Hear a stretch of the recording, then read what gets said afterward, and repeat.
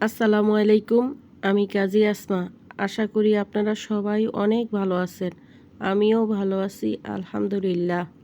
আজকে একটি নতুন রেসিপি নিয়ে হাজির হয়েছি আপনাদের মাঝে।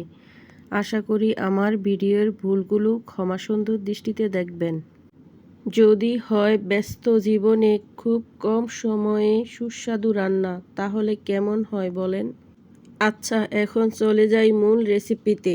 এখানে নিয়েছি পাবদা মাছ, টমেটো, পেঁয়াজ। প্রথমে আমি পেঁয়াজ টমেটোগুলো নিয়ে নেব। তারপরে পেঁয়াজ টমেটোগুলোকে একটু হাতে ম্যাশ করে মাছগুলো দিয়ে দেব।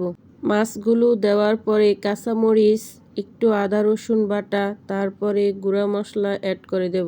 গুঁড়া মশলার ভিতরে নিয়েছি মরিচের গুঁড়া, হলুদের গুঁড়া, ধনিয়ার গুঁড়া, লবণ। এখন তেল দিয়ে মাছগুলোকে ভালোভাবে হাত দিয়ে মেখে নেব। এখন আমার মাছগুলো সুন্দর করে মাখানো হয়ে গেছে। তারপরে আমি মাছের ভেতরে একটু পানি দিয়ে দেব। পানি দেওয়া হয়ে গেলে মশলাটা পানির সাথে একটু নেড়েচেড়ে মিক্স করে দেব।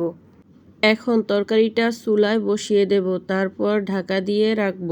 ঝোলটা ফুটে আসলে ঢাকনাটা সরিয়ে একটু আলতোভাবে নাড়াচাড়া করে দেব। আচ্ছা, এত টেস্টি একটা রান্না, এর থেকে সহজ উপায় কি হতে পারে বলেন?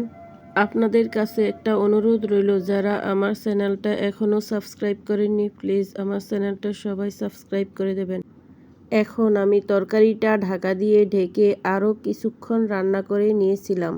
আমার তরকারিটা এখন হয়ে আসছে। আমি ঢাকনাটা তুলে তরকারিটা নামানোর আগে ধনেপাতা দিয়ে দেব।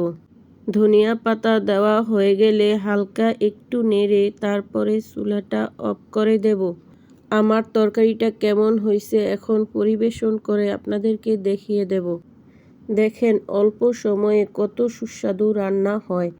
আমার তরকারিটা সত্যি অসাধারণ হয়েছিল। এটা দেখতে যতটা সুন্দর হয়েছে, এটা খেতে তার থেকেও বেশি মজার হয়েছিল।